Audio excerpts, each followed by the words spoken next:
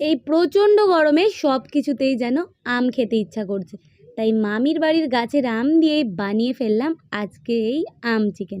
আমটা বেটে চিকেনটাতে নুন, সর্ষের তেল, আম বাটা আর পেঁয়াজ বাটা দিয়ে কিছুক্ষণ ম্যারিনেট করে রেখেছি।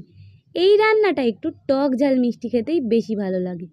এবার গরম মশলা ফোড়ন দিয়ে তাতে পেঁয়াজ, ক্যাপসিকাম দিয়ে পেঁয়াজটা একটু মজে গেলেই টমেটো কুচি, রসুন, আদা বাটা, লঙ্কা, জিরে, ভাজা মশলা আর চিকেন মশলা গুঁড়ো, নুন, হলুদ দিয়ে নাড়াচাড়া করে ম্যারিনেট করে রাখা চিকেনটা দিয়ে বেশ অনেকক্ষণ ধরে কষিয়ে তেল ছেড়ে গেলেই খানিকটা জল দিয়ে ঢেকে রেখে দেবো।